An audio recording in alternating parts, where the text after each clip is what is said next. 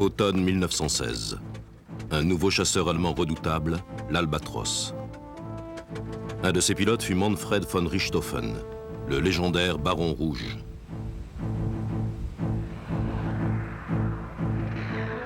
Les Alliés répliquent avec le Sopwith Pup, léger, bon grimpeur, superbement agile, mais manquant de puissance.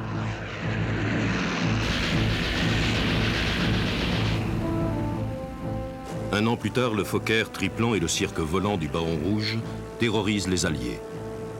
C'est la grande époque des chasseurs de la Première Guerre mondiale.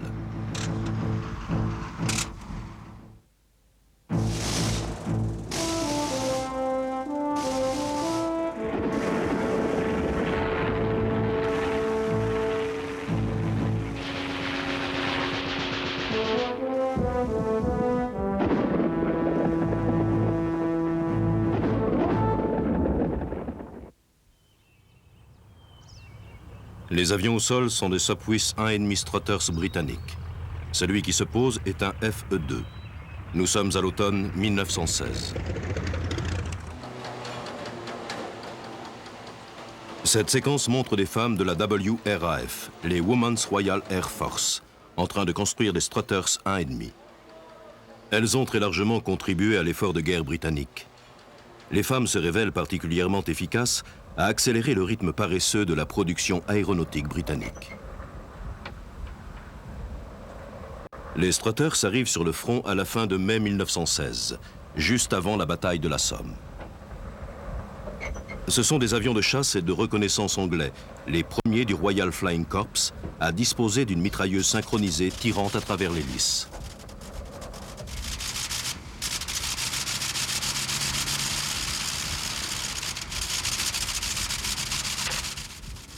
Une mitrailleuse Lewis supplémentaire, actionnée par l'observateur, en fait un adversaire redoutable. La mise en route de la production est lente. Et lorsqu'il entre enfin en service dans le Royal Flying Corps, une grande partie de son avantage potentiel a été perdue.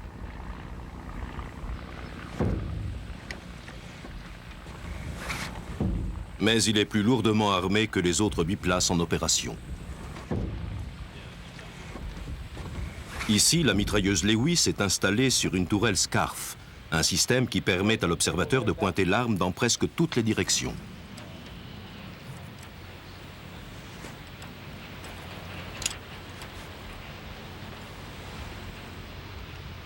Sur les Lewis, les munitions sont dans des magasins à tambour. Lorsqu'un tambour est vide, on le remplace par un autre chargé.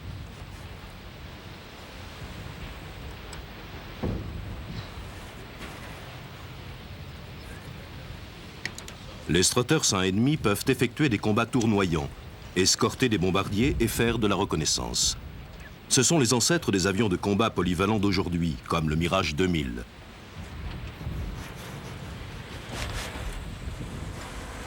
Ici, on voit le pilote pompant l'essence avec acharnement pour démarrer le moteur. De bons rapports entre le pilote et l'observateur sont essentiels. Les équipes qui s'entendent ont tendance à rester ensemble. Leurs liens peuvent être aussi étroits que les Allemands parlent de mariage d'aviateurs.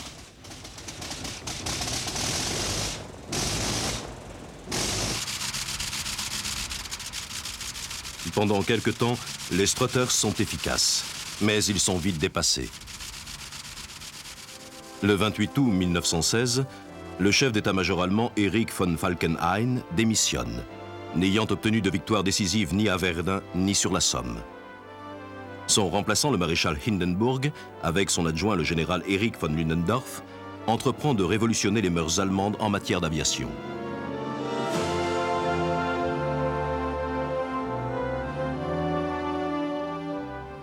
Des escadrilles de poursuite, les Jastas, sont mises en place. Les commandants de Jasta, tels le célèbre Oswald Boelcke, reçoivent l'ordre de changer de tactique en passant de la défensive à l'attaque. Boelcke forme des nouveaux pilotes selon ses conceptions du combat aérien. Profiter de chaque avantage, ne tirer qu'à courte distance, combattre en équipe, toujours mener une attaque jusqu'au bout.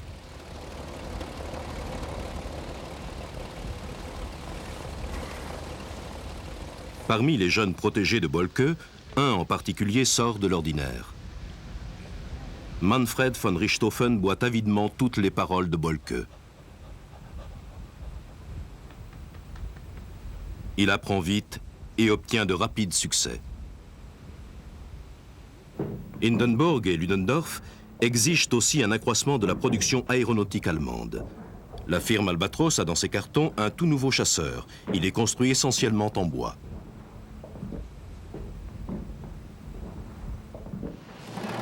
Les Allemands avaient besoin d'un chasseur capable de rivaliser avec les Nieuport et les DH-2 alliés. En désespoir de cause, ils commandent une copie du Nieuport français. Mais le nouveau concept de la firme Albatros est de loin supérieur.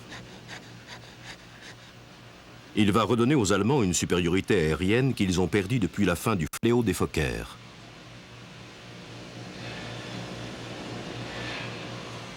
La grande originalité du chasseur Albatros est la construction du fuselage. La structure avec couple et lisse traditionnelle est toujours là, mais le revêtement est en feuille de contreplaqué. À une époque où la plupart des avions sont entoilés, l'avion se distingue réellement de l'ordinaire. Le contreplaqué courbé pour envelopper la structure donne au fuselage une rigidité et une robustesse exceptionnelles.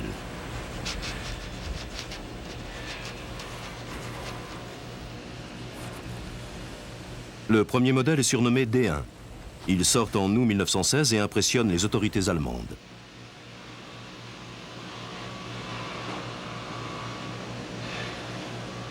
Il arrive sur le front à la fin de l'été.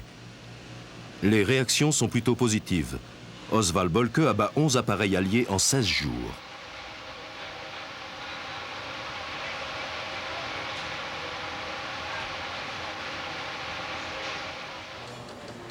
Le 17 septembre, Boelcke effectue avec sa Jasta d'Albatros D1 la première mission allemande en grande formation à l'intérieur du territoire allié.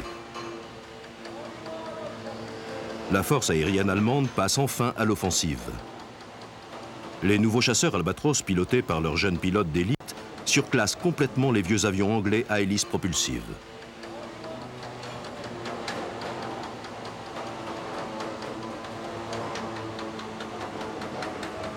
Mais le D1 a tout de même un défaut. Le pilote n'a pas une vision dégagée vers l'avant et le haut. L'aile supérieure est donc rapprochée du fuselage pour résoudre le problème. La nouvelle version est dénommée D2.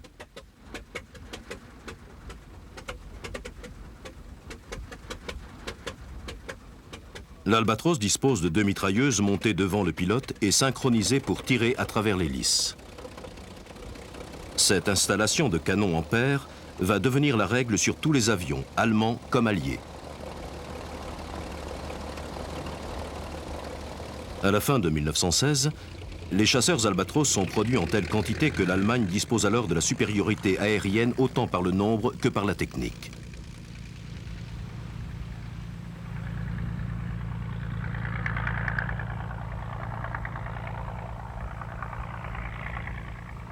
Le père de Manfred von Richthofen était commandant de réserve de l'armée. Manfred perpétue la tradition militaire de la famille. Un mois après avoir reçu son Albatros, il a déjà abattu 6 avions alliés.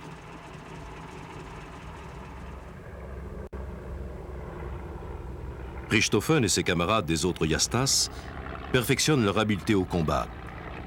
Les archives allemandes de septembre et octobre 1916 décomptent 211 appareils alliés abattus contre 39 avions allemands perdus.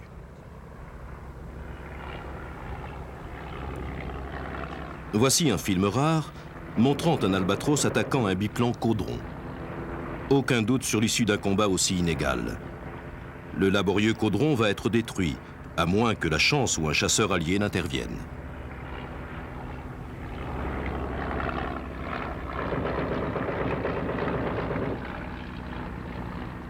Le moral des aviateurs allemands, sévèrement atteint par les revers encaissés à Verdun et sur la Somme, remonte au beau fixe.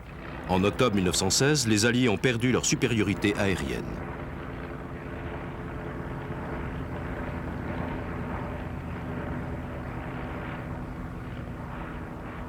La nouvelle génération de pilotes de chasse allemands menée par Richthofen profite au maximum de cette volonté d'offensive.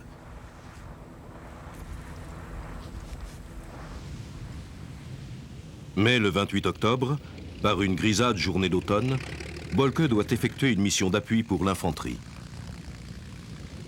En essayant d'éviter un chasseur ennemi, il touche de son aile l'avion de son ami Erwin Böhme. Son albatros s'écrase au sol. Boelcke, le grand pilote et célèbre tacticien, se tue à 25 ans, emportant avec lui ses 40 victoires. La Jasta II est rebaptisée Jasta Boelcke en son honneur. L'Allemagne vient de perdre son plus grand héros des airs, mais un autre se prépare à reprendre le flambeau.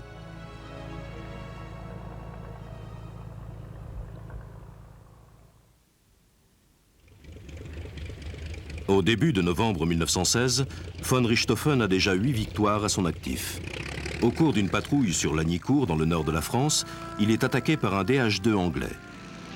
Au cours du combat aérien le plus long de l'histoire de la guerre, von Richthofen clame sa 9e victoire.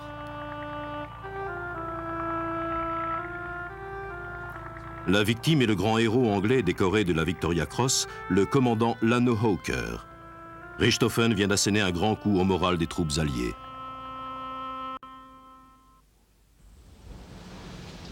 En janvier 1917, von Richthofen commande sa propre escadrille, la Jasta 11.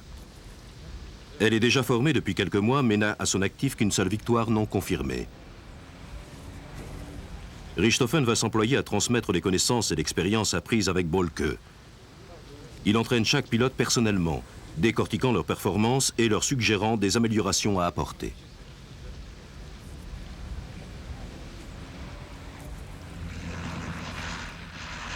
C'est à cette époque qu'un nouveau chasseur britannique arrive sur le front. Le Sopwith Pup va avoir une tâche difficile. Les Albatros dominent alors tous les appareils alliés à part le Spad français.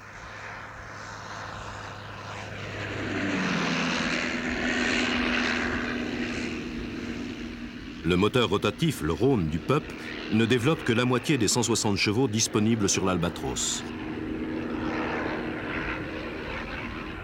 Mais ce qui lui manque en puissance se retrouve dans ses merveilleuses qualités de vol. En combat, il garde son altitude bien mieux que n'importe quel avion de l'époque, allié ou ennemi. Il dispose d'une seule mitrailleuse Vickers, tirant à travers l'hélice.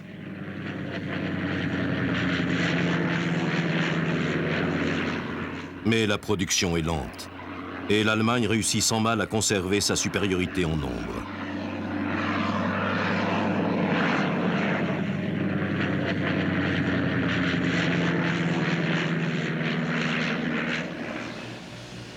En janvier 1917, les Allemands mettent en service un nouvel Albatros, le D3. Voici un empennage de D3 en bois entoilé.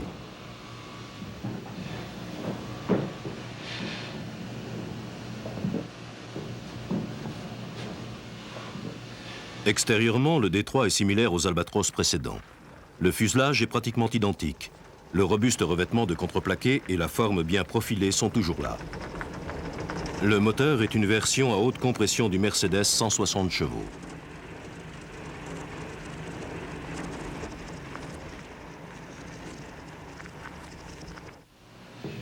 La disposition de la voilure a été modifiée pour permettre une meilleure visibilité vers le bas.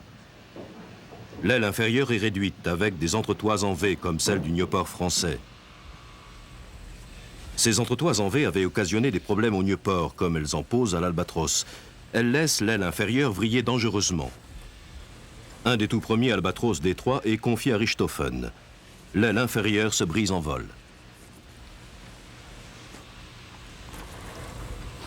Richthofen fait peindre le fuselage de son Albatros en rouge pour se distinguer de ses collègues et provoquer l'ennemi.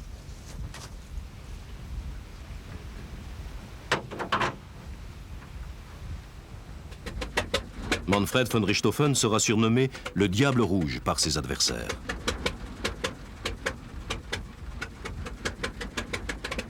En mars 1917, les Allemands se retirent sur la ligne Siegfried, très fortifiée. Les avions allemands combattent pour assurer la supériorité aérienne afin de protéger la retraite des troupes. Les troupes allemandes en retraite détruisent sur leur passage tout ce qui pourrait être utile aux Alliés. Richthofen et ses camarades font de cette tâche une affaire personnelle. Ils jurent de ne pas laisser les Anglais reprendre l'initiative dans le ciel. À partir du début d'avril, la Jasta 11 est basée près de Douai. Le 2 avril, l'ordonnance de von Richthofen vient le réveiller pour le prévenir que les Anglais sont arrivés.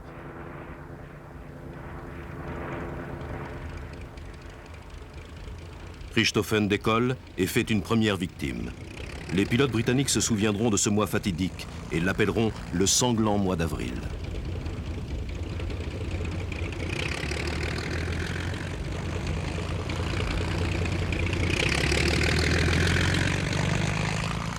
Deux semaines plus tard, il a augmenté son palmarès et affiche 45 victoires.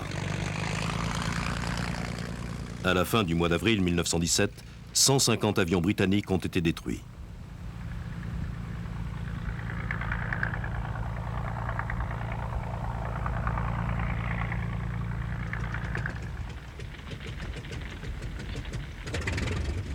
La presse allemande rapporte qu'une escadrille anglaise a pour mission spécifique d'abattre von Richthofen. Pour protéger leur commandant, tous les pilotes de sa Jasta font peindre leur albatros rouge vif. Mais l'appareil de Manfred est le seul à être entièrement rouge. Les autres arborent au moins une tache d'une autre couleur.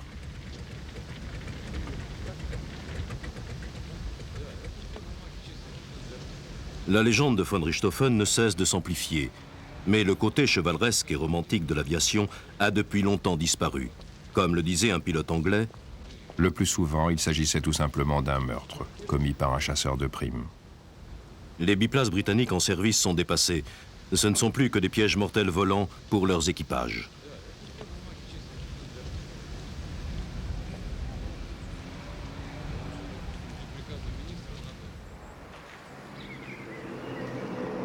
Pendant les derniers jours d'avril, la Jasta 11 est basée à Roucourt, près de Douai.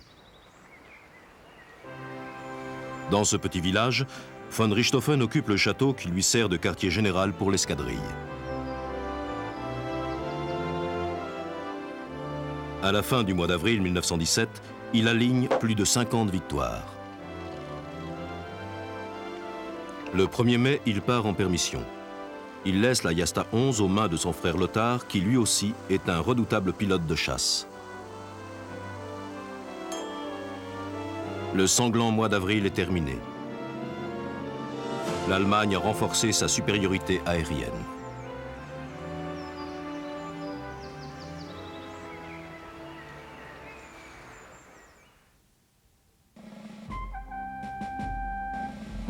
Le mois d'avril 1917 est marqué par un autre événement. L'Amérique entre en guerre. Mais la force aérienne des États-Unis est inexistante. Il faudra de nombreux mois et beaucoup de dollars pour qu'elle devienne efficace. Malgré les défaites du sanglant mois d'avril, le moral du Royal Flying Corps reste élevé.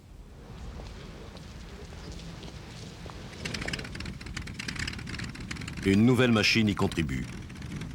Les SE-5 de la Royal Aircraft Factory commencent à apparaître sur le front dans la dernière semaine d'avril. Le SE-5 est un monoplace stable et robuste, animé par un puissant moteur Hispano-Suiza. Il dispose d'une mitrailleuse synchronisée Vickers qui tire à travers l'hélice, ainsi que d'une Lewis montée sur la voilure supérieure.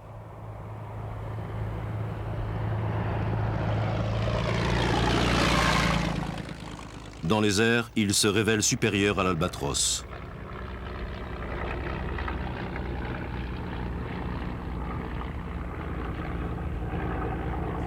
Le moteur fixe en ligne du SE-5 et le dièdre important de ses ailes donnent à l'appareil une grande stabilité. Sa robustesse lui permet des vitesses importantes en piqué sans qu'il ne se brise. Pourtant, l'as anglais Albert Ball se convertit sans enthousiasme au SE-5. Il lui préfère son vieux Nieuport 17.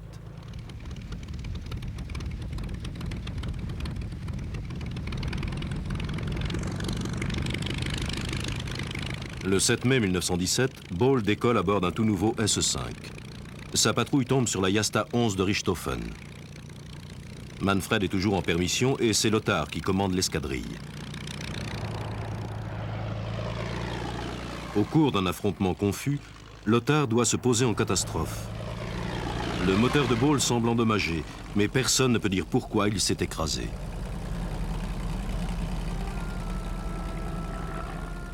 Son SE-5 touche le sol violemment. et Ball est tué.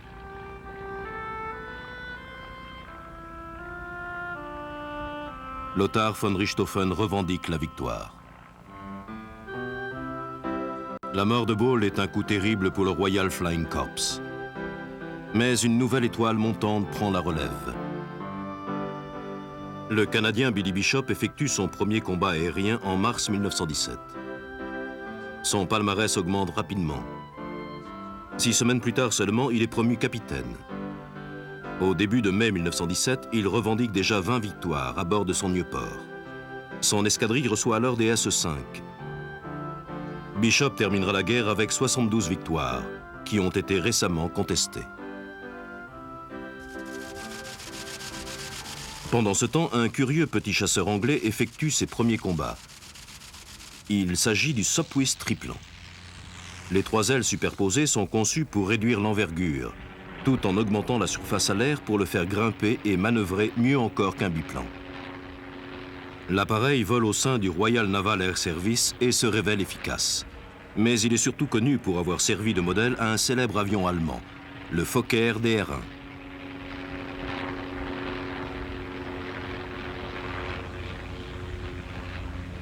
Lorsque Manfred von Richthofen retourne au front en juin 1917, il a ordre de mettre en œuvre une nouvelle stratégie aérienne. Les Jasta doivent se regrouper en groupes de bataille plus importants et doivent pouvoir se rendre rapidement à des endroits menacés du front grâce à des installations au sol faites de tentes et de hangars démontables. Le JG-1, le groupe de Richthofen, est constitué de 4 Jasta et rassemble 50 avions. Un nouveau chasseur albatros, le D5, fait son apparition. Son fuselage de bois est de section ovoïde. La voilure supérieure est très proche du cockpit. Après l'énorme succès des 3 premiers modèles, la firme Albatros veut continuer la série, persuadée de détenir la formule gagnante.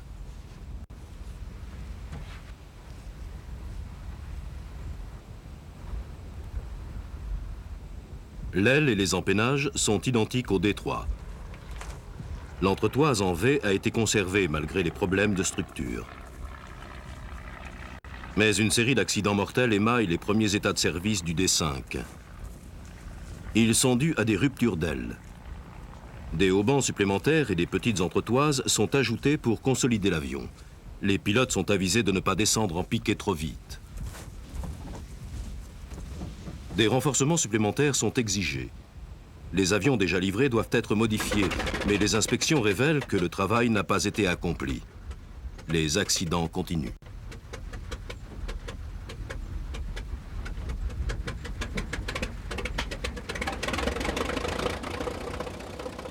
Cependant, les nouveaux chasseurs alliés sont maintenant en mesure de rivaliser avec les Albatros. Et le D5 n'apporte pas beaucoup d'avantages par rapport à ses prédécesseurs. Mais les Allemands n'ont rien d'autre à envoyer sur le front. Les Albatros D5 et 5A continuent à sortir des usines.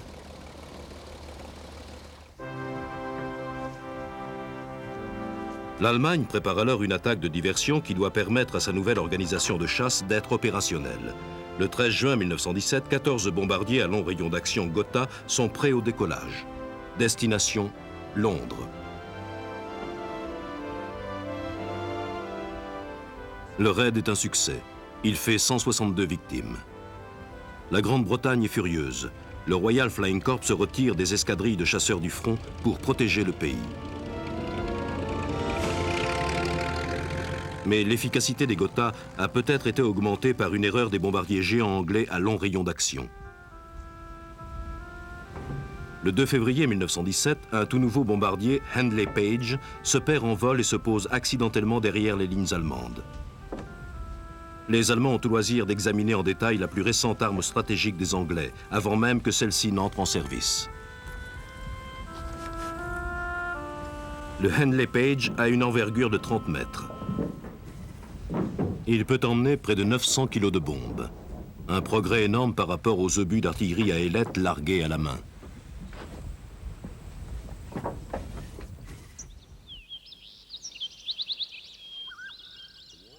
La guerre dans les airs approche de son 3e anniversaire. Les jeunes pilotes ayant survécu jusque-là ont l'impression d'avoir vécu plusieurs vies. C'est une existence étrange. Les conditions de vie au sol sont relativement confortables, à des kilomètres derrière les tranchées, et il y a beaucoup de temps libre. Souvent, la météo interrompt les vols pendant plusieurs jours de suite.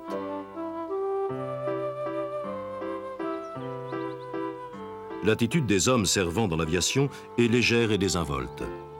L'habillement est assez décontracté.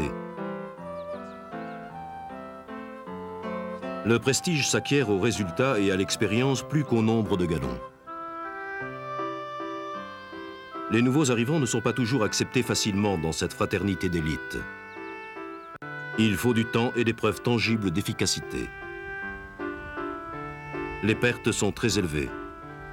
Un flot constant de nouveaux arrivants vient remplacer ceux qui sont tués ou transférés. Les escadrilles se forgent des identités et des traditions qui se perpétuent malgré les rotations rapides de personnel. À la différence des autres armes, l'individualisme le plus exacerbé est toléré. Certains pilotes parmi les plus talentueux et les plus intrépides sont difficiles à vivre. La vie en escadrille, avec ses apparences de rudesse au combat et de loisirs flamboyants, n'est pas sans tension. Et la mort rôde en permanence. Les pilotes s'en accommodent en vivant intensément et en profitant de tous les moments de sursis. L'identité de l'escadrille est fièrement cultivée. Les Français sont célèbres pour leurs insignes d'escadrille. Les symboles sont choisis avec finesse et le graphisme exécuté avec élégance. Certains pilotes sont des individualistes forcenés. Le Français Charles Ningesser, blessé plusieurs fois, reçoit l'ordre de prendre du repos.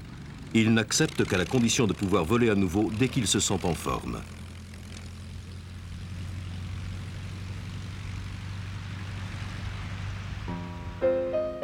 Les pilotes sont parfois considérés comme des demi-dieux. Lorsque le grand as français Georges Guynemer disparaît sans laisser de traces en septembre 1917, le peuple se refuse à croire qu'il est mort.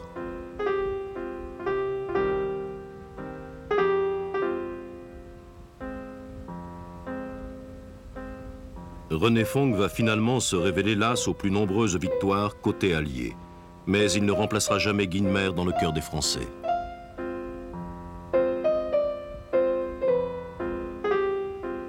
Pourtant, on ne peut douter de ses qualités de pilote. Il fait ce qu'il faut pour. Il passe pour un frimeur et un enquiquineur. Mais personne ne met en doute ses talents. Il est célèbre pour son utilisation économe des munitions. Il ne prend jamais de risques inutiles et étudie soigneusement la tactique de ses adversaires. Au cours de 1917, le rythme de ses victoires ne cesse de s'accélérer.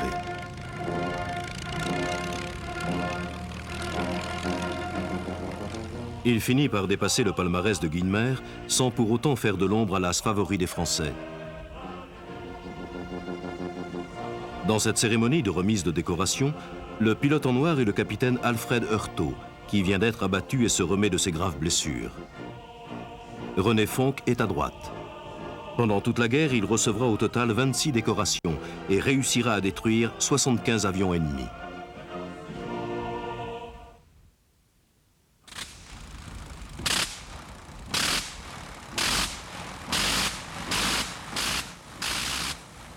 En août 1917, un nouvel avion de chasse allemand apparaît sur le front. C'est le Fokker DR-1. DR comme abréviation de Dreidecker triplan.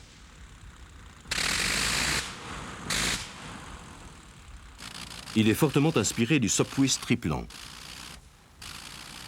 Tony Fokker n'hésite jamais à reprendre les idées des autres et emploie tout son talent à les améliorer.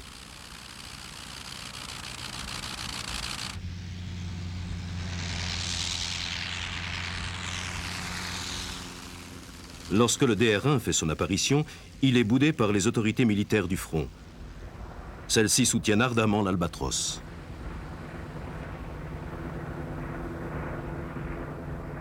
Mais aux mains de l'as Werner Voss, le petit chasseur très agile leur fait vite changer d'avis.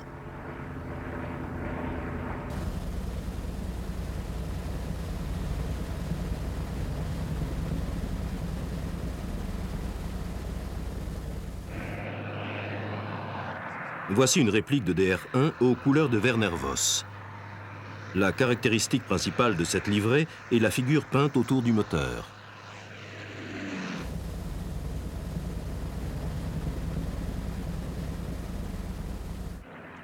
En 21 jours, Voss abat 22 avions anglais.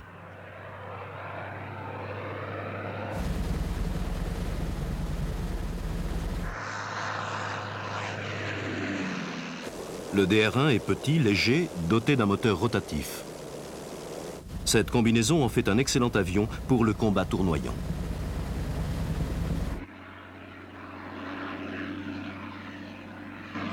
Tony Fokker concède volontiers qu'il n'est pas rapide. J'ai sacrifié la vitesse pour la rapidité ascensionnelle et la manœuvrabilité. Les Alliés n'ont jamais pu se rendre compte à quel point le triplan était lent, tellement il grimpait vite et évoluait facilement. Mais Fokker n'est pas l'ingénieur du triplan. Comme tous les chasseurs Fokker qui suivront, le DR-1 est l'œuvre de Reinhold Platz, une information que Fokker prend soin de ne pas divulguer.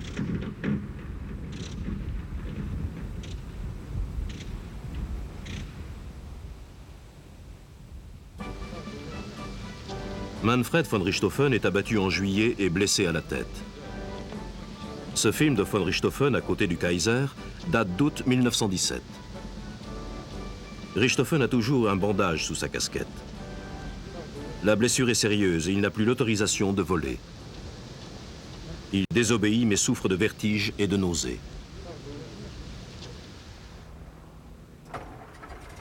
Il reçoit son DR-1 le 1er septembre 1917. À ce jour, le palmarès de Richthofen est de 59 avions abattus. Son plus proche rival allemand est Werner Voss, avec 38 victoires. Lors de sa première mission à bord du Fokker, von Richthofen obtient sa victoire la plus facile et la plus étrange. Il attaque un British RE-8 solitaire. Il s'approche à moins de 100 mètres et l'équipage ne réagit pas. L'observateur reste impassible sans toucher à sa mitrailleuse. Richthofen tire 20 balles et le RE-8 s'écrase. Richthofen est alors persuadé que son DR-1 a été confondu avec un Sopwith triplan anglais.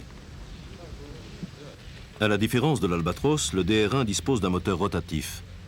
Le plus courant des moteurs rotatifs allemands est le Oberursel, une copie du Le Rhône français.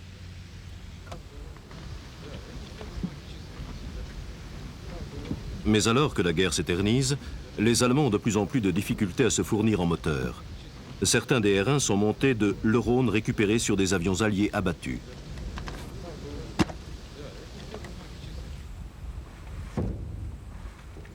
Le 3 septembre, von Richthofen se prépare pour une autre patrouille en DR-1. Cette fois-ci, son adversaire va se révéler un véritable combattant.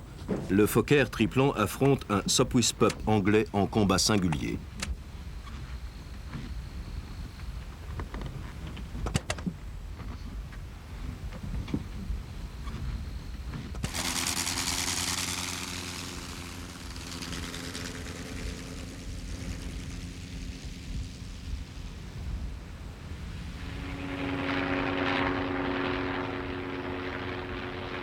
Richthofen et 5 des pilotes de sa Jasta 11 tombent sur une patrouille de Sopwith Pup.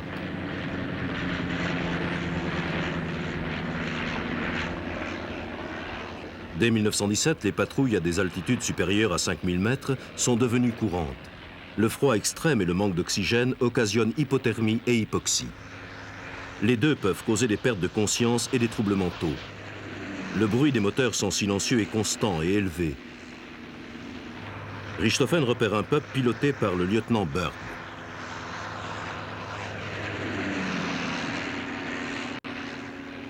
Le Pup et le triplan sont comparables.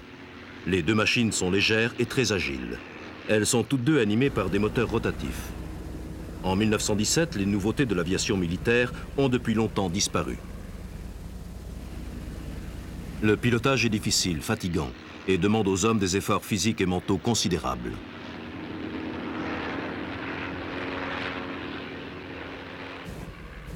Non seulement les chances de mourir ou d'être gravement blessé sont constantes, mais il faut supporter des efforts physiques importants. Les avions ne peuvent jamais être réglés pour un vol stable. Avec les moteurs rotatifs, les pilotes doivent toujours contrer les effets déstabilisants du couple gyroscopique.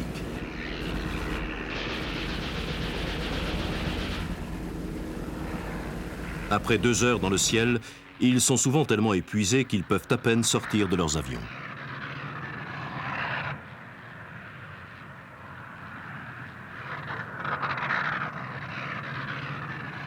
Richthofen oblige Byrd à perdre de plus en plus d'altitude. Byrd gaspille ses munitions en mitraillant des troupes au sol. Il se pose en catastrophe et rentre délibérément dans un arbre pour que les Allemands ne puissent pas récupérer son peuple intact.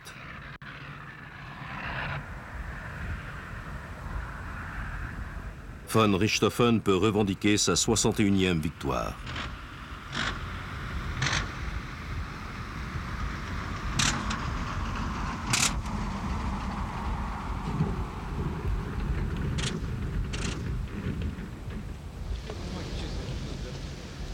Voici un film tourné après cette bataille. Richthofen porte une casquette et Tony Fokker arbore un casque. Tous deux sont agenouillés pour examiner les impacts de balles sur le capot du moteur du Pop.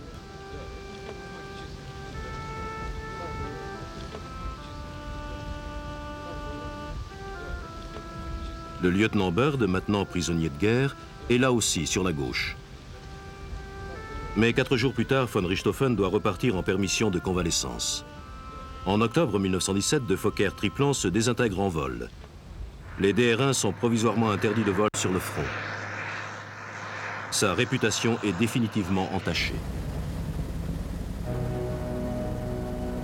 Le 23 septembre, Werner Voss fête ses 48 victoires, avec en prime une solide gueule de bois après la célébration à Berlin. Ce jour-là, au cours d'un des combats épiques de la guerre, il est abattu par Rhys Davids, aux commandes de son SE-5A du Royal Flying Corps.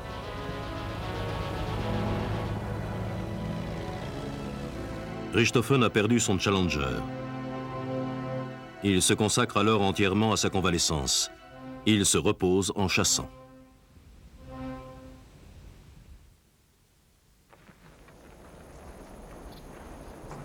Au cours de l'été 1917, un nouveau chasseur anglais entre en service. C'est le Bristol F-2B, un biplace robuste. Il va se révéler un des meilleurs chasseurs de toute la guerre. L'appareil est bien armé, avec une mitrailleuse Vickers frontale et une Lewis servie par l'observateur. Il est assez rapide et très agile. Il peut servir comme un monoplace, avec en plus l'avantage d'un équipier qui couvre l'arrière.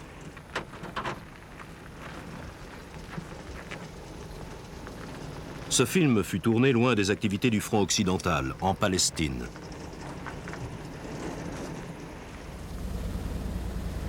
Les avions sont utilisés sur tous les fronts. Russie, Autriche, Italie, dans les Balkans et le Moyen-Orient. Les Anglais anéantissent les forces turques en les mitraillant des airs.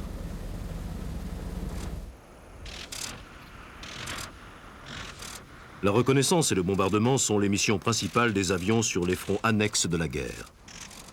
Les appareils doivent se battre contre l'ennemi, mais aussi contre les éléments. Partout, on rencontre la chaleur, la poussière, le sable et la maladie. Les pistes d'envol sont rares. L'entretien des machines, comme ces Avro 504, est difficile. L'approvisionnement en carburant ne se fait pas sans mal. Mais pendant toute la guerre, de 1914 à l'armistice, les avions opéreront et se rendront indispensables dans les endroits les plus éloignés et les plus rudes.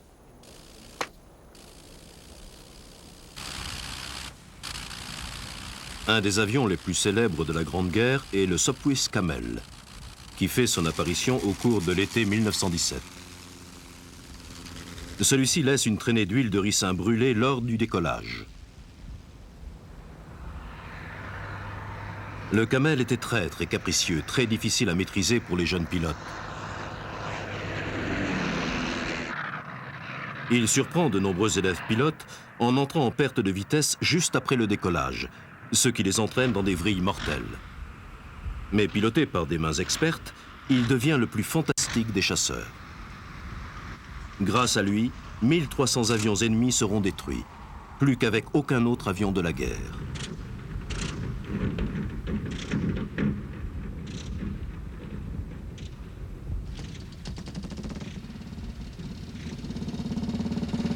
Au début, les livraisons de Camel sur le front sont lentes. Mais au moment de l'armistice, plus de 4000 d'entre eux sont en service.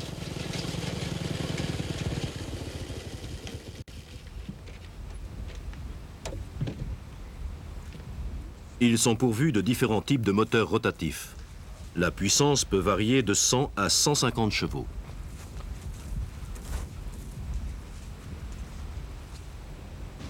Les pilotes sont partagés. Ils détestent le camel ou ils l'adorent. Aucun de ceux qui l'ont piloté n'y est resté insensible. Le fuselage est une structure quadrangulaire en bois haubané recouvert de toile. Il comporte des panneaux de contreplaqué sous l'habitacle et des plaques d'aluminium derrière le capot moteur.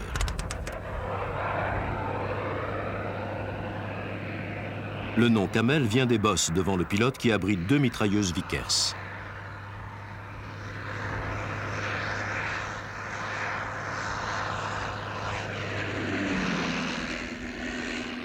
Un pilote qui maîtrise bien le Camel peut surpasser en manœuvre n'importe quel autre chasseur de l'époque.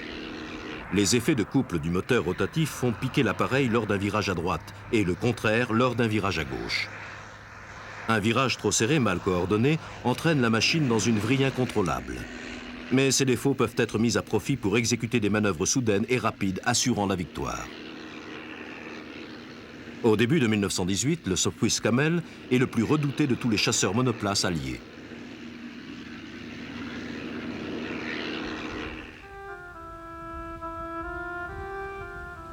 Au matin du 21 avril 1918, le capitaine Roy Brown, un Canadien engagé dans l'escadrille 209 du Royal Flying Corps, attend que la brume se dégage. Il doit mener une formation de Sopwith Camel au-dessus de la région de la Somme, à l'est d'Amiens. Il devait décoller à 8h15, mais il est retardé de plus d'1 heure. Un nouveau pilote a rejoint l'unité de Brown. C'est un de ses vieux camarades de classe, Wilfred May, surnommé Wop.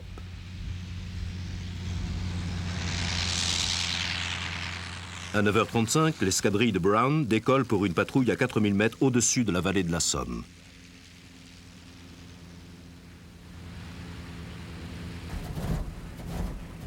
À quelques kilomètres du front, Manfred von Richthofen, accompagné d'un groupe trié sur le volet de sa Jasta 11, décolle pour le même secteur.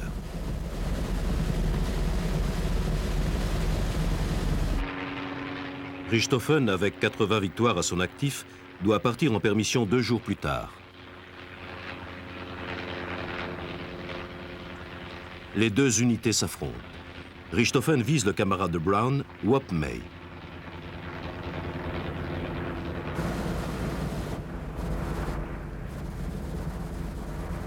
Brown plonge en piqué à la rescousse et se met en position derrière von Richthofen. Selon Brown, l'as allemand ne l'a pas vu venir.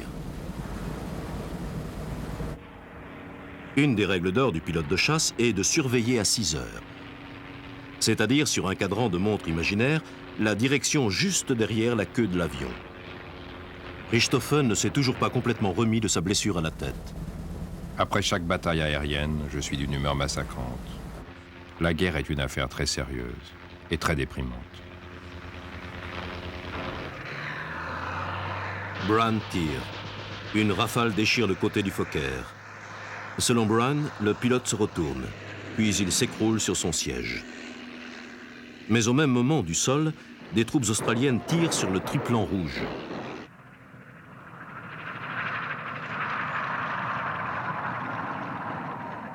L'appareil se pose en catastrophe, près d'une briqueterie sur le coteau de Morlancourt au-dessus de la vallée de la Somme. L'avion n'est pas trop endommagé, mais le pilote est mort. Personne ne sait exactement qui de Brown ou des Australiens a tué von Richthofen.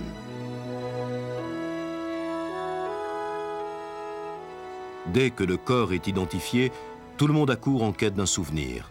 Le triplan rouge est littéralement mis en pièces.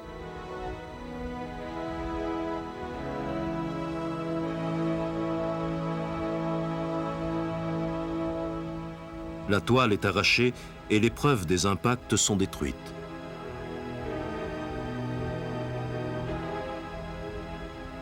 Les funérailles de von Richthofen ont lieu près du village de Bertangle, au nord d'Amiens. Les Alliés l'enterrent avec tous les honneurs. Malgré les amertumes de la guerre, c'est une marque de respect exceptionnelle.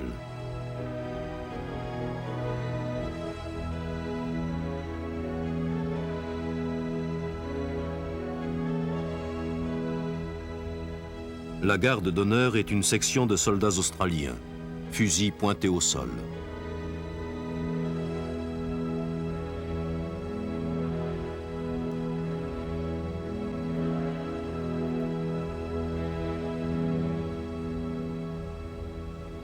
L'événement a eu lieu 11 jours avant le 26e anniversaire de Manfred von Richthofen. Lorsque la guerre s'achève, personne n'a égalé son record de victoire.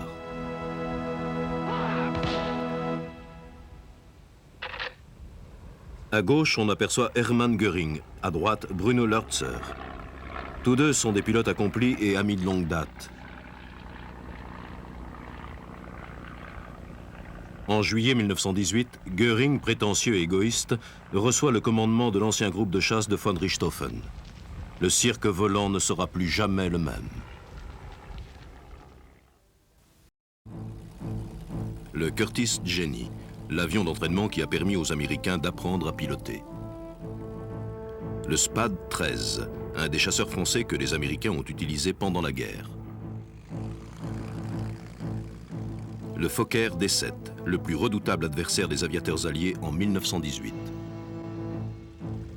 Au cours des derniers mois de la guerre, l'aéronautique militaire s'illustre par des géants, comme cet énorme bombardier Handley Page. Les forces aériennes utilisées en conjonction avec les forces terrestres forment un redoutable outil qui permettra de gagner la guerre.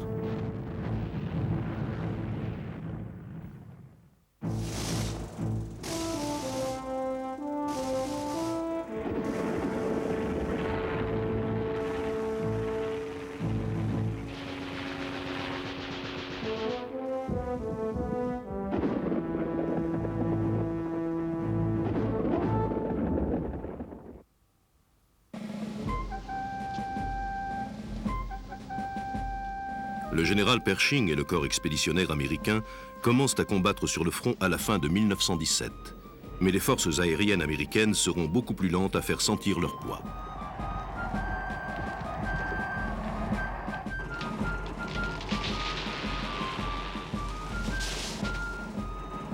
En Amérique, les immenses forêts du Nord-Ouest sont abattues pour construire des ailes et des fuselages. Le génie automobile américain est appelé à la rescousse pour construire un moteur d'avion de 400 chevaux, le Liberty. Le Congrès alloue 614 millions de dollars au développement de l'aviation militaire. Mais l'industrie aéronautique militaire est pratiquement inexistante. Une seule solution, fabriquer des versions américaines d'appareils étrangers. Le de Havilland des H-4 anglais est un biplace bombardier de reconnaissance, cyniquement surnommé le cercueil flambant. C'est la version américaine de cet appareil qui, équipé d'un moteur Liberty, deviendra le principal avion américain en service pendant la guerre.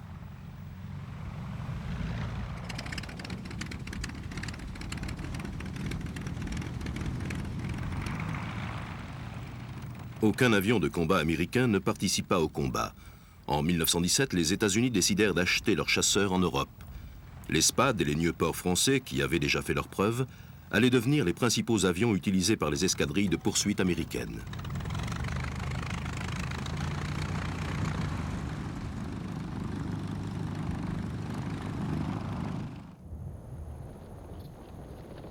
En 1917, l'expérience américaine en termes d'aviation militaire est encore limitée. En mars 1916, le général Pershing organise une expédition punitive avec appui aérien contre Pancho Villa au Mexique. 8 Curtiss JN-3 de la première escadrille aérienne effectuent la reconnaissance.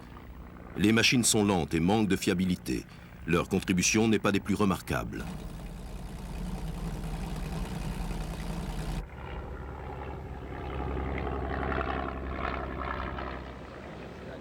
« 38 000 Américains se portent volontaires pour servir dans les forces aériennes. Ceux qui sont sélectionnés comme pilotes doivent suivre une formation.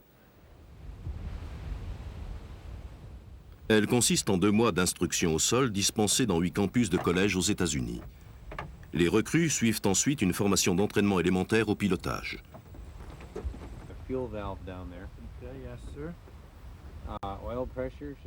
L'avion d'entraînement standard est le célèbre Curtiss JN-4 Jenny. 2,500 feet, I'd like you to make 3 circuits of the field. Okay, sir. And after the last landing, I'd like you to taxi back. Now, I want to make sure... Le Jenny est un biplace à double commande lent et stable. Près de 18 000 volontaires grimpent dans des postes de pilotage comme celui-ci, dans l'espoir de devenir des as de la guerre en Europe.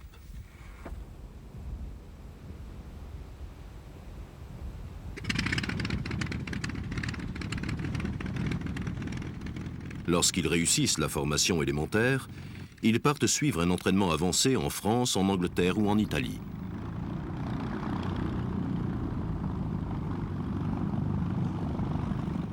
Le Jenny finit par devenir un des avions d'entraînement les plus utilisés.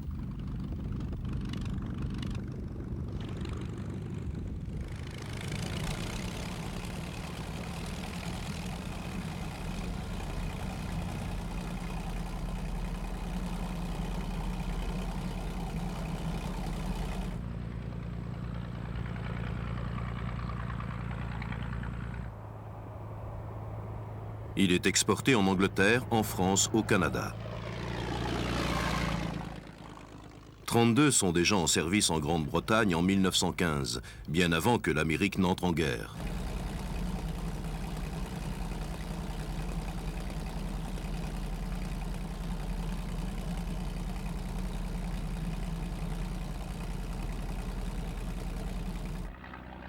Seuls des pilotes expérimentés peuvent faire de l'acrobatie avec un Jenny. La gamme de figures est limitée par la lenteur de l'avion et son importante traînée.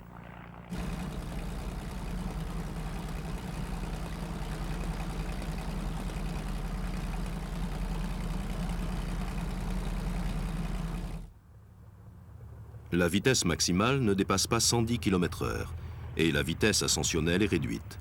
Mais les Jenny se révèlent d'excellents appareils de formation.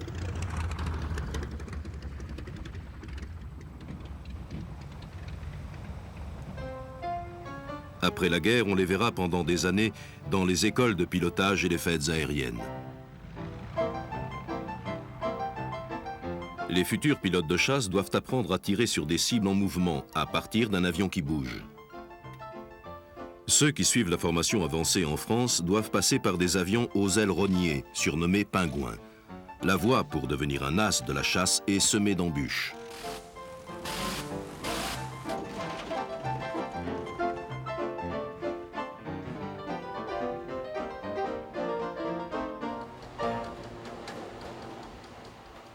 Lorsque l'Amérique entre en guerre en avril 1917, les Allemands réagissent afin de contrer cette nouvelle alliance. L'America Programme de l'Allemagne doit permettre de développer les unités aériennes. Il s'agit de porter la production aéronautique à 2000 avions par mois et de doubler l'approvisionnement en carburant d'aviation.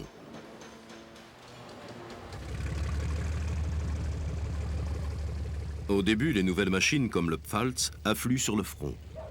Puis le blocus naval des Alliés ralentit les approvisionnements en matières premières. La main-d'œuvre est limitée, la production chute.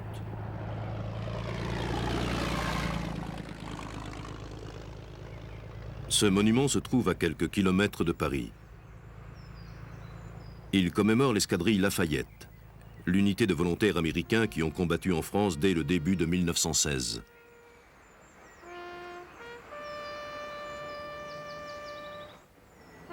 Les exploits de cette escadrille étaient devenus légendaires auprès du public américain.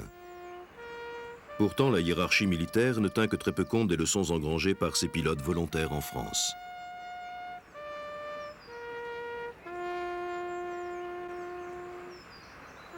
En janvier 1918, le capitaine Georges Thénault, le commandant français de l'escadrille Lafayette, transmet le commandement au major Bill Thaw. Sous ses ordres, l'escadrille devient le 103e escadron de poursuite.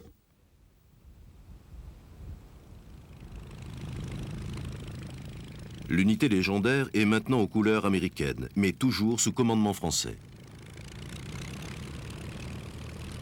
Finalement, le 4 juillet 1918, le 103e escadron de poursuite est définitivement rattaché à l'American Air Service.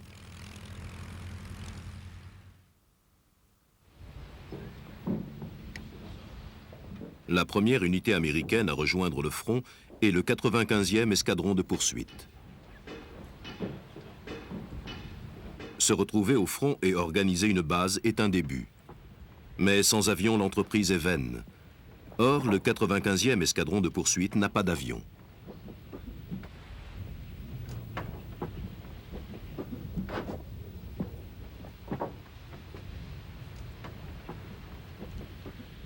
Lorsque les Nieuport 28 commencent enfin à arriver, ils ne sont pas équipés de canons. Les hommes du 95e escadron de poursuite traversent une période de frustration.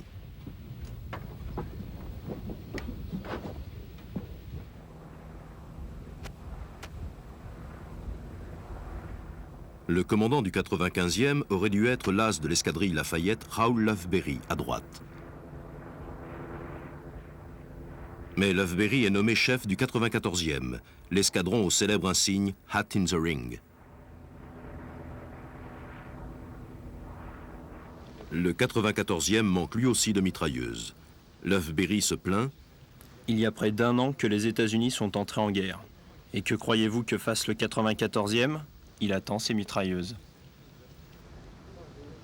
Loveberry emmène ses nouveaux pilotes en patrouille à bord de leurs avions non armés.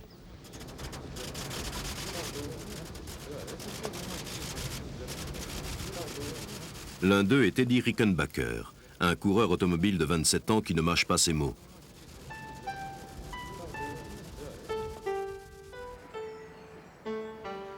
Et malheureusement, à ce moment de la guerre, ce n'est qu'en parole que les hommes du 94e et du 95e peuvent se défouler.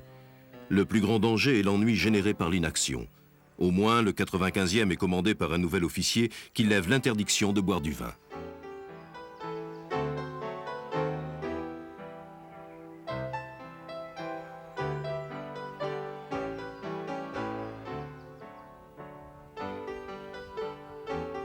En mai 1918, les deux escadrons sont transférés près de Toul, à 300 km à l'est de Paris.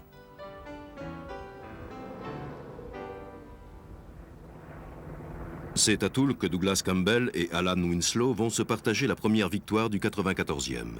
Winslow abat un Albatros DV et quelques minutes plus tard, Campbell détruit un Pfalz 3. D'autres victoires suivent, mais on déplore aussi des pertes. Les pilotes américains sont vite confrontés aux terribles infortunes de la guerre.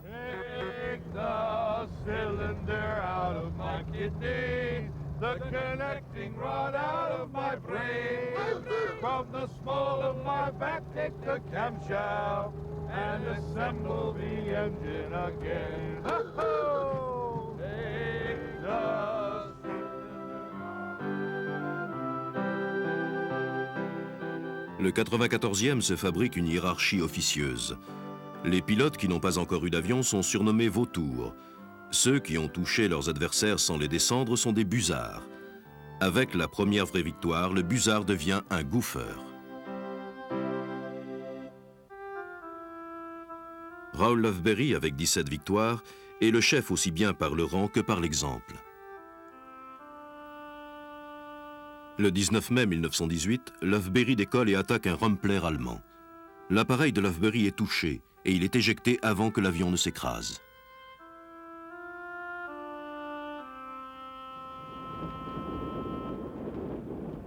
Les Américains sont choqués par sa disparition.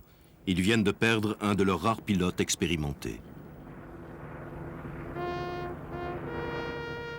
Lors de ses funérailles, des Nieuport survolent le site. Les pilotes larguent des bouquets de fleurs.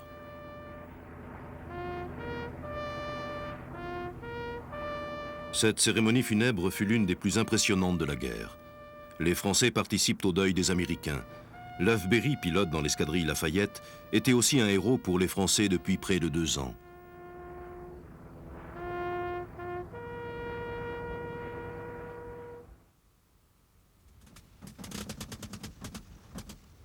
Certains escadrons de chasse américains s'entraînent dans les écoles britanniques et se battent à bord de machines anglaises. Voici des Sopwith Camel du 148e américain. Le 148e et le 17e sont hautement respectés par les Anglais. Ils combattent sur le front britannique dans l'ouest de la France, alors que la plupart des Américains se battent dans l'est.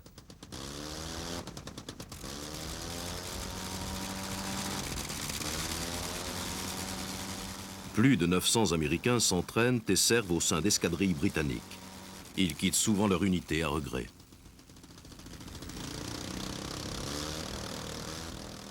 Car chez les Anglais, ils sont traités comme des officiers. Dans les unités américaines, les cadets n'ont pas un statut aussi prestigieux. Ils ont en plus une chance de pouvoir côtoyer les meilleurs, comme l'étoile montante des as anglais Mick Manock.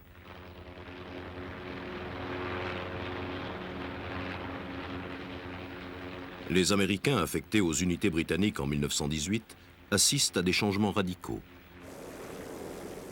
Les deux unités britanniques, le Royal Flying Corps et le Royal Naval Air Service, fusionnent pour former la Royal Air Force.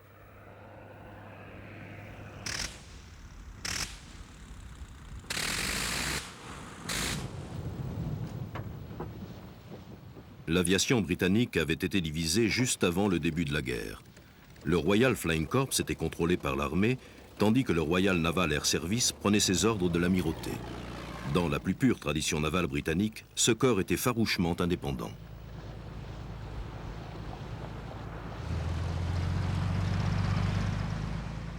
Le Royal Naval Air Service avait inauguré le porte-avions et il se distinguait par ses missions de bombardement à longue distance réussies.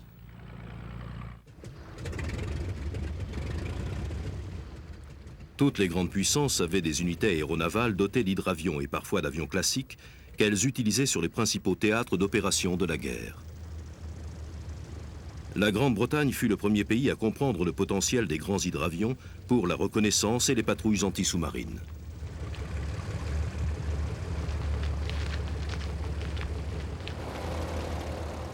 Voici un hydravion géant, Felixstowe, dont l'envergure atteint presque 30 mètres. Cet avion s'inspire des premiers Curtiss américains utilisés par les Anglais au début de la guerre.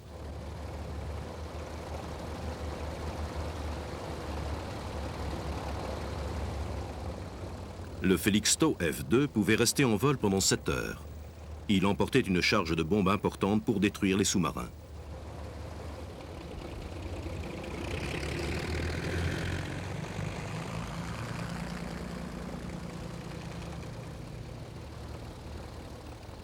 Les rivalités entre les différentes unités aériennes de la marine et de l'armée de terre s'amplifient et les disputes et le manque de coordination rendent les opérations inefficaces. En avril 1918, le Royal Naval Air Service et le Royal Flying Corps sont réunis sous un seul commandement. La Royal Air Force est née.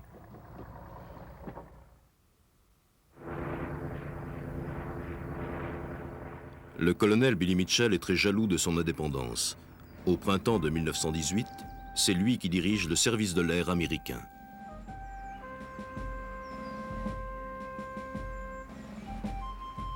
Les forces allemandes se concentrent ici, dans la vallée de la Marne, plus proche de Paris qu'elles n'ont jamais été depuis les premières semaines de la guerre.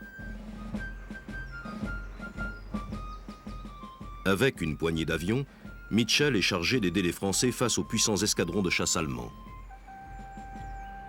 Les forces en présence, stationnées chacune d'un côté de la Marne à Château-Thierry, se préparent à l'une des batailles les plus décisives de la guerre.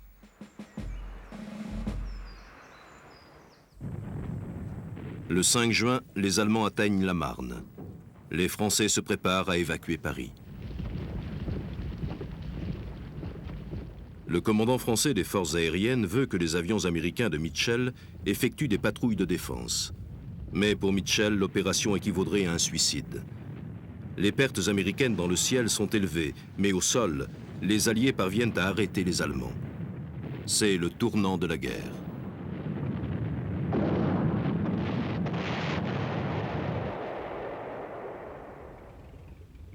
Le Spad 13 représente la nouvelle génération de chasseurs français en 1918. L'avion est bien armé, rapide et solide. En mars, les Américains en achètent près de 900 qui viennent équiper les escadrilles américaines, remplaçant les Nieuport 28 dépassés.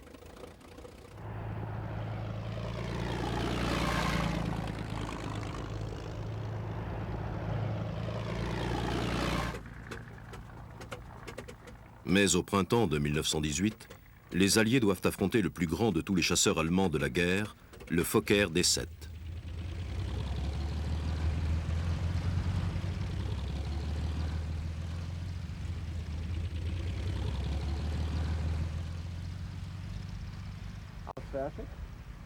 En janvier 1918, le D-7 est choisi pour devenir le nouveau chasseur allemand. À l'époque, Tony Fokker n'est pas en odeur de sainteté auprès des militaires allemands à cause des déficiences structurelles de son triplan.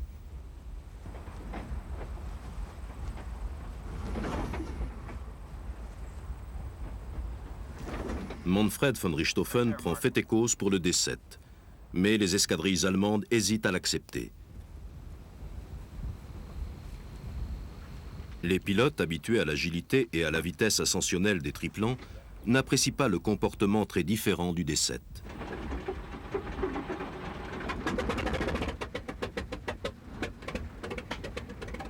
L'appareil est pourtant commandé en grande quantité par l'aviation allemande. Plusieurs constructeurs le fabriquent sous licence.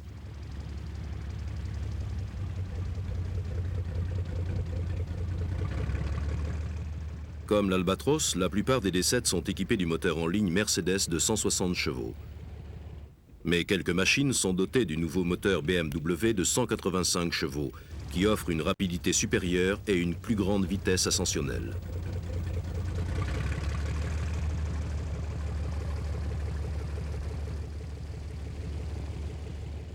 Le fuselage est en tube d'acier soudé. La partie supérieure est en contreplaqué et le reste est entoilé.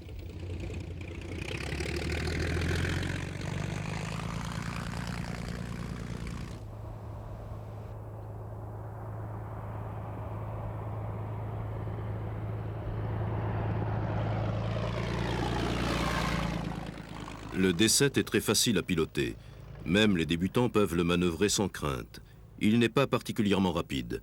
Sa vitesse maximale de 190 km/h est inférieure à celle des plus récents appareils alliés. Mais il grimpe bien, peut sortir facilement d'une descente en piqué et est très maniable à basse vitesse et à haute altitude.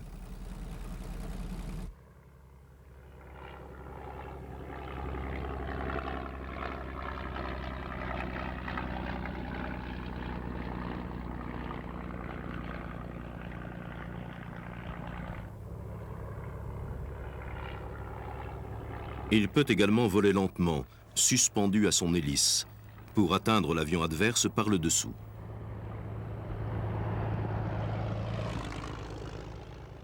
Les D-7 entrent en service opérationnel en mai 1918.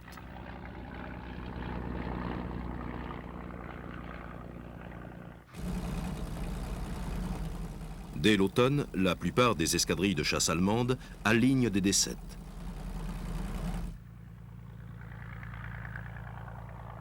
Il devient la nouvelle référence pour tout avion de chasse et peut rivaliser sans problème avec les nouveaux avions alliés.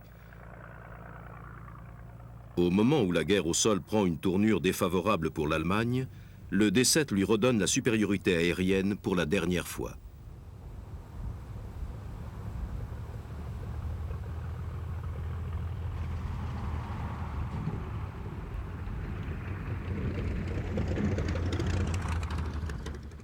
Manfred von Richthofen n'eut pas l'occasion d'essayer le D-7 au combat.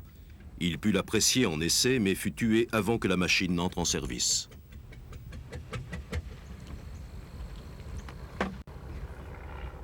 Hermann Göring, commandant de la Jasta 27, fut un des premiers chefs d'escadrille à voler à bord d'un D-7 au combat. Il reçoit son appareil juste avant de reprendre le commandement du cirque volant de Richthofen en juillet 1918.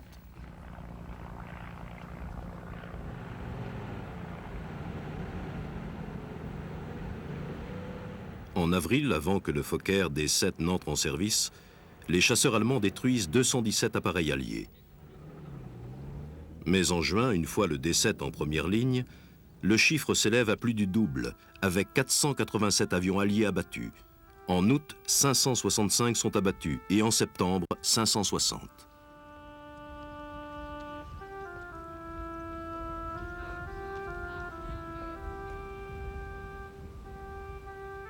Au cours de la même période, les pertes allemandes ne représentent même pas le tiers de celles des Alliés.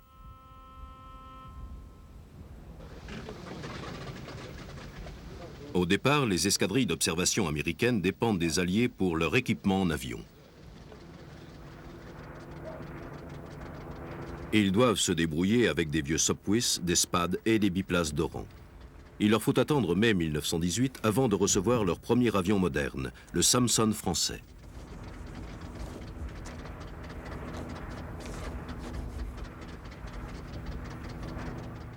Le Samson est un biplace de bombardement de jour et de reconnaissance.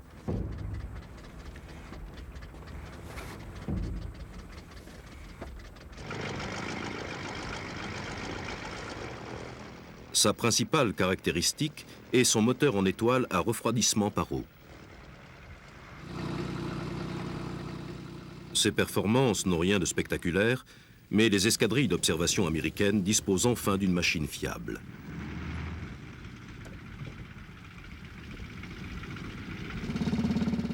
Elles s'en servent beaucoup pour la reconnaissance photo.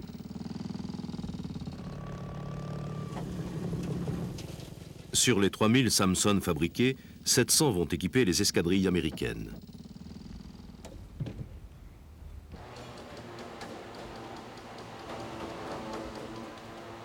Au cours de l'été 1918, l'industrie aéronautique française a du mal à répondre à la demande. La production des avions s'améliore, mais la construction des moteurs est lente et limite le nombre de nouveaux avions disponibles pour le front.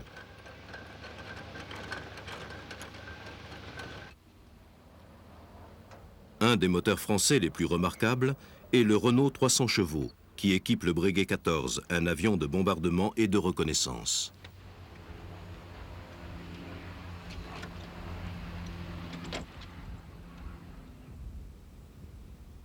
Le Breguet 14 fait sa première apparition en escadrille à la fin de 1917. Cet observateur qui monte dans son Breguet doit être aidé car il est blessé à la jambe. Il a choisi de laisser ses béquilles au sol.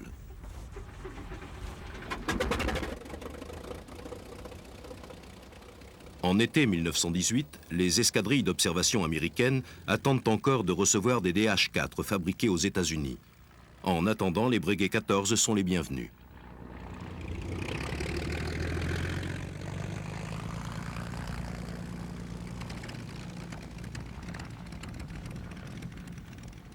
Les prévisions optimistes des Américains qui pensaient fabriquer 22 000 avions en une année n'ont pas été réalisées. L'industrie aéronautique est désorganisée.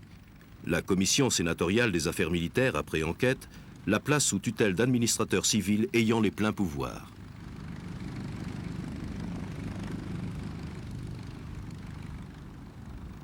Voici le premier dépôt aérien américain à Colombey-les-Belles au cours de l'été 1918.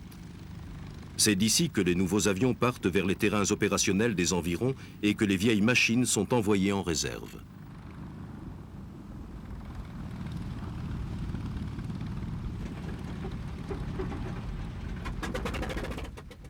Au cours de l'été, les DH-4 construits aux États-Unis, si longtemps attendus, commencent enfin à arriver sur le front. Mais les récriminations sont nombreuses. L'avion n'est pas assez robuste pour utiliser le moteur Liberty à pleine puissance. L'absence de réservoir à auto-étanchéité augmente les risques d'incendie si l'appareil se fait toucher. Au début, les DH-4 sont boudés par les équipages habitués au Samson et au Breguet. Mais les réticences s'estompent vite et le DH-4 devient la pierre angulaire de la puissance aérienne américaine.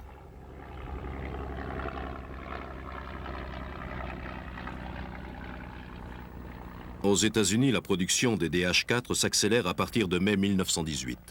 Au cours de ce seul mois, 153 machines sont construites. Mais au 1er juillet, seules 67 sont arrivées sur le front. Ce film montre le général Benjamin Fullois qui a participé aux essais aériens de l'armée en volant avec Orville Wright en 1909. Il inspecte un tout nouveau DH-4 en France.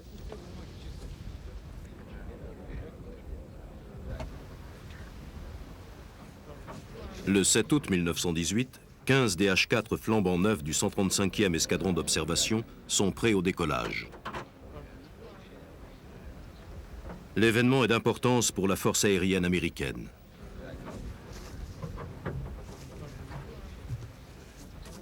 C'est la première fois qu'un escadron entièrement équipé et formé par des Américains effectue un vol au-dessus des lignes ennemies.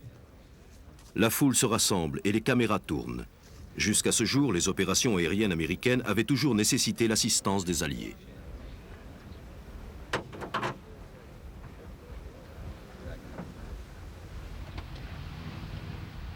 La couche de nuages est épaisse jusqu'à 400 mètres. Personne ne sait vraiment où cette mission va les mener.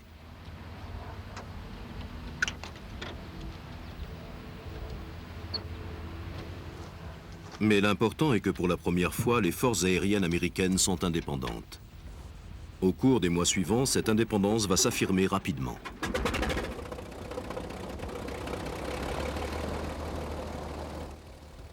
Le DH-4 va finalement satisfaire pleinement les équipages américains.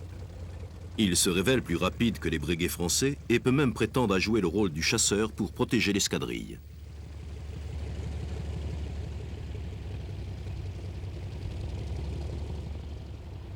Il se distingue aussi dans les missions de bombardement de jour et de reconnaissance. En tout, plus de 1800 DH-4 construits aux États-Unis arriveront en France, et certains participeront à la plus grosse opération offensive aérienne de toute la guerre.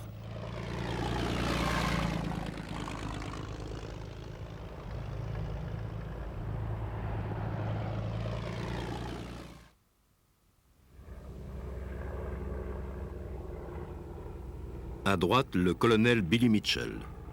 En septembre 1918, il commande 101 escadrilles. Ce nombre recouvre des unités françaises, américaines, britanniques et italiennes. Mitchell souhaite utiliser toute cette force aérienne d'une manière nouvelle. Pour la première fois, il va coordonner les forces aériennes avec les troupes au sol.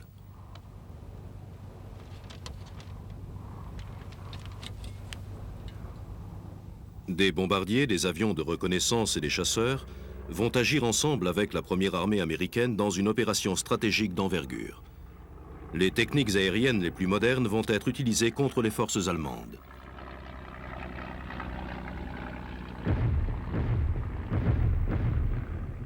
Le but de l'opération est de faire reculer les Allemands hors de la région de Saint-Mihiel au sud-est de Verdun. Les forces allemandes sont solidement établies ici depuis le début de la guerre. Une percée alliée ouvrirait la voie la plus courte vers l'Allemagne. Le plan de Mitchell demande une préparation minutieuse. Il s'agit de frapper avant que les Allemands n'aient le temps de rassembler leurs forces aériennes pour défendre Saint-Mihiel.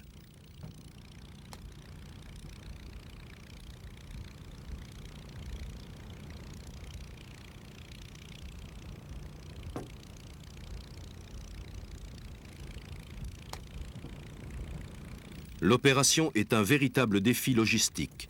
Il s'agit d'approvisionner 15 types d'avions différents en bombes de puissances diverses, en mitrailleuses, en munitions, en carburant et en pièces de rechange.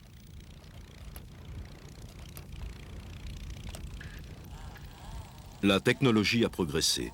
Les viseurs de bombardement sont plus sophistiqués. La précision est donc augmentée. Au cours de la dernière année de la guerre, les escadrilles françaises de Breguet larguent plus de 1800 tonnes d'explosifs sur les troupes allemandes.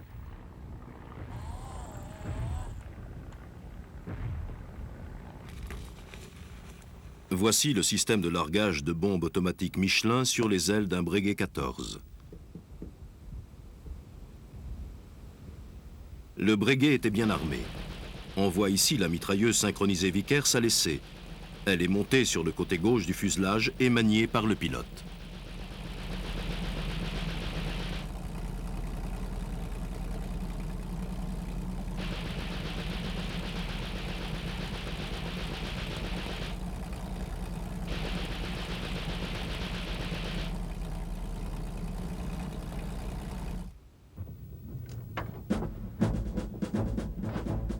Les préparatifs de l'offensive de Saint-Mihiel commencent en août et se poursuivent jusqu'au début de septembre.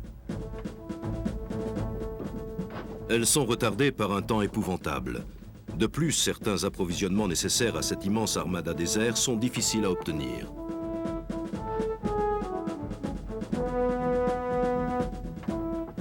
De nombreux incidents émaillent la préparation. Des avions s'écrasent ou manquent à la livraison.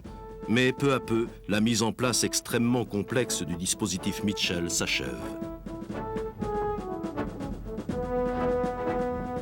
D'une certaine manière, le temps exécrable qui régnait sur le nord-est de la France, le pire depuis des années, fut bénéfique. Il permit à l'immense machinerie de se rassembler en secret. Alors que les équipages de la grande armada aérienne se préparent à entrer dans la bataille le 12 septembre 1918, un monstrueux barrage d'artillerie est dirigé sur Saint-Mihiel. L'attaque est une véritable surprise pour les Allemands.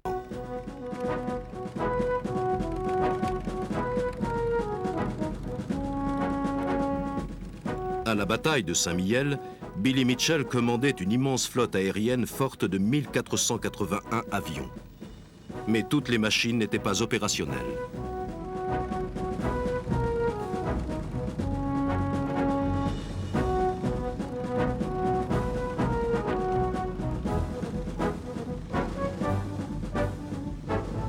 À l'aube, les troupes terrestres entament un mouvement en tenaille pour encercler Saint-Mihiel. Les avions français se joignent à la bataille.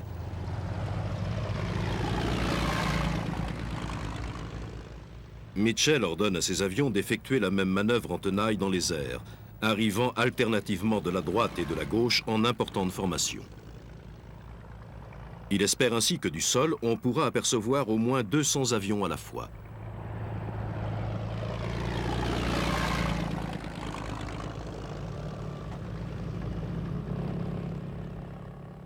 Beaucoup de pilotes engagés dans cette opération sont des novices qui n'ont jamais volé au-dessus des lignes ennemies. Certains avions doivent bombarder, d'autres mitrailler les troupes au sol, d'autres enfin sont chargés de prendre des photos loin en territoire ennemi. Toutes ces missions ont déjà été effectuées, mais jamais à une telle échelle.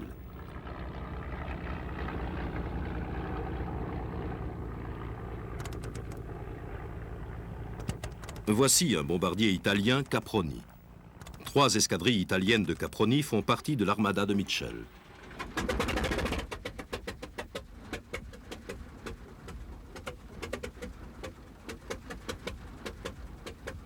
La firme Caproni commence à construire des grands bombardiers en 1914. La version biplan, le Caproni 33, est la plus courante. Son envergure est de 22 mètres, ce qui en fait une machine presque aussi grosse qu'un Gotha allemand. Il est équipé de 3 moteurs Isota Fraschini et peut voler à plus de 5000 mètres pendant près de 6 heures. 2 queues remplacent le fuselage arrière et il a 3 dérives verticales.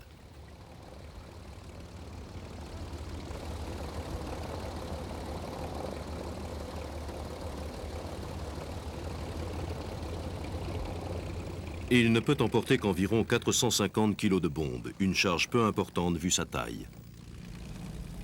Le capitaine Fiorello LaGuardia, futur maire de New York, fait partie du contingent américain envoyé en Italie en 1917 pour voler sur Caproni.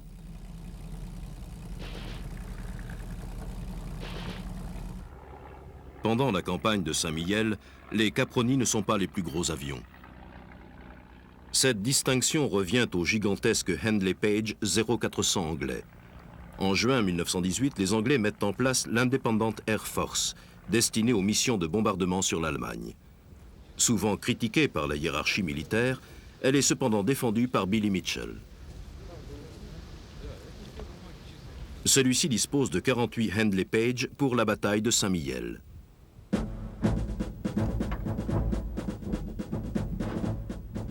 Ces machines peuvent embarquer 2 fois plus de charge de bombes que le Caproni, 900 kg, et suffisamment de carburant pour tenir 8 heures en vol.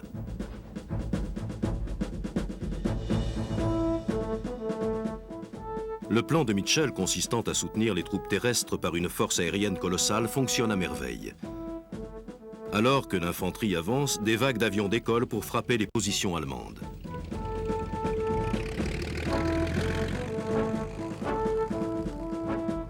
Les forces alliées font une percée à l'intérieur des territoires allemands, au-delà de Saint-Mihiel.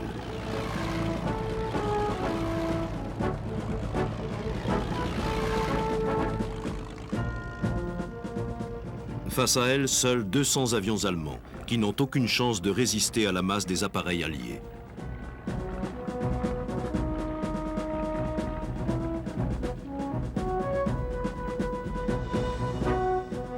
La résistance allemande est de peu d'effet.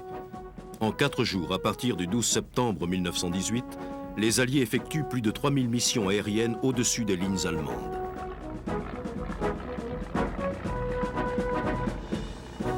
Les mitrailleuses crachent plus de 30 000 cartouches, tandis que 75 tonnes de bombes sont larguées.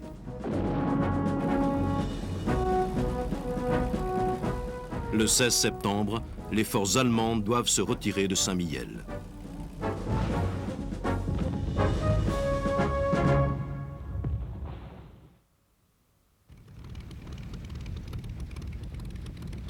Après la bataille de Saint-Mihiel, Eddie Rickenbacker reçoit le commandement du 94e escadron de poursuite américain.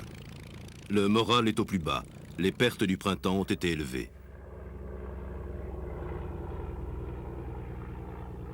Le 94e est rééquipé de nouveaux chasseurs SPAD 13. Rickenbacker est un chef né.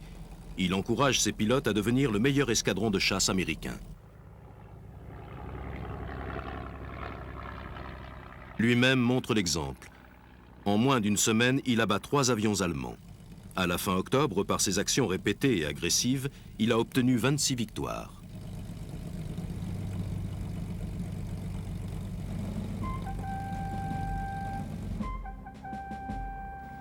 Le 13 octobre, il remporte ses 2 dernières victoires de la guerre.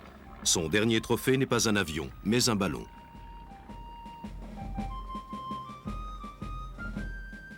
Son palmarès de 26 victoires fait de lui le meilleur pilote américain de la guerre. Ce coureur automobile, considéré par certains comme trop âgé pour voler, a manifestement laissé sa marque sur le front occidental. Il n'avait combattu que 6 mois, mais l'Amérique avait enfin un héros digne des grands as français, anglais et allemands de l'aviation.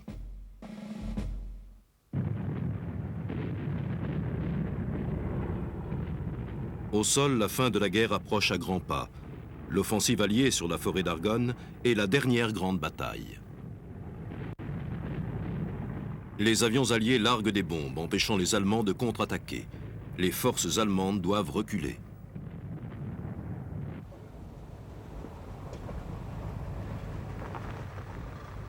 L'aviation allemande continue de se battre. À ce stade de la guerre, elle manque de carburant et d'autres éléments essentiels d'approvisionnement. Mais pendant les dernières semaines de guerre, son moral sera remonté grâce à un nouveau et redoutable Fokker de chasse. Pour les pilotes habitués au biplan avec leur haubanage, le Fokker D8 est une surprise. L'avion n'a qu'une aile haute en cantilever.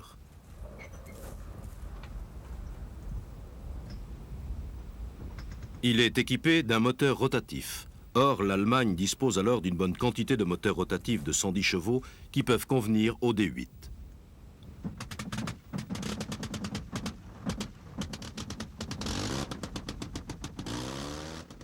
Mais il est trop tard.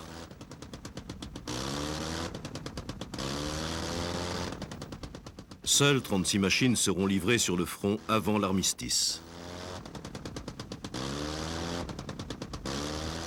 Le rasoir volant, comme on le surnomme, a cependant l'honneur de remporter la dernière victoire aérienne allemande de la guerre.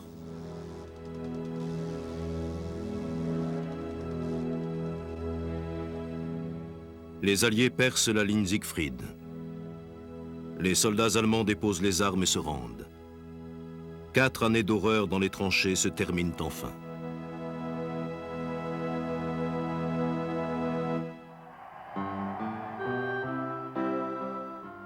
Si les unités aériennes ont pu échapper à l'horreur de la vie dans les tranchées, à certains moments leurs chances de survie se mesuraient en jours. Ceux qui sont encore en vie et entiers lors de l'armistice ont toutes les raisons de fêter l'événement.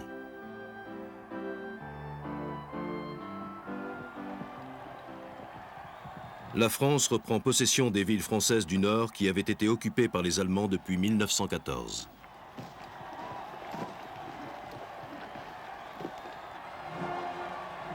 Des familles sont de nouveau réunies, avec enfin l'espoir d'une vie après la guerre. À Paris, on célèbre la paix avec enthousiasme.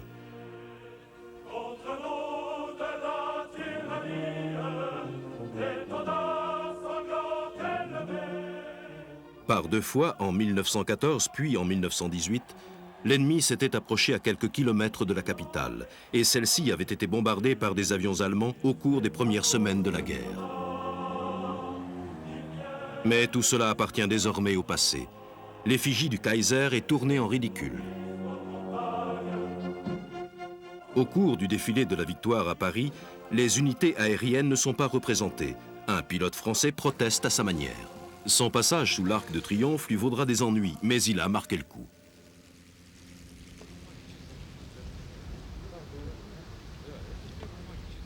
La machine militaire allemande est démantelée. Le chasseur Fokker D-7 est le seul avion spécifiquement mentionné dans les documents de l'armistice. À Koblenz, en Allemagne, les D-7 qui restent sont remis aux autorités alliées. Mais auparavant, Tony Fokker parvient à en faire discrètement passer quelques-uns en Hollande.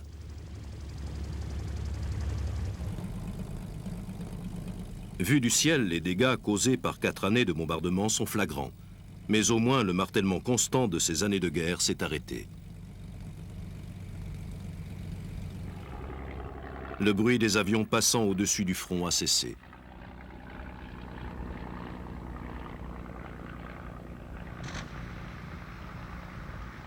Quelle fut la contribution de l'aviation au cours de ces terribles années? Il ne fait aucun doute que les puissances belligérantes comprirent très rapidement quelle partie tirer de l'aviation militaire.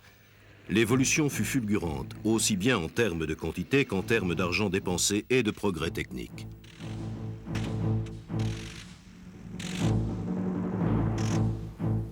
Certes, les avions et les pilotes ne déterminèrent pas le cours de la guerre. Celle-ci fut gagnée au sol au prix de pertes immenses. Mais les avions devinrent indispensables au soutien des armées sur les champs de bataille, et le contrôle des airs s'avéra un facteur essentiel dans la victoire au sol.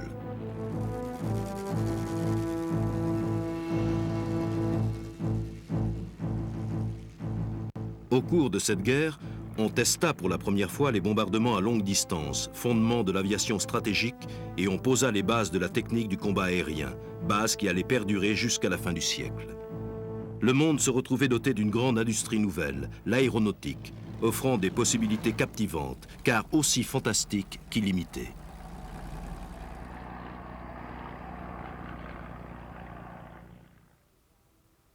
A young aviator lay dying at the start of a bright summer's day. To the mechanics assembled around him, these few parting words he did say. Take the cylinder out of my kidneys, the connecting rod out of my brain. From the small of my back take the crankshaft and assemble the engine again.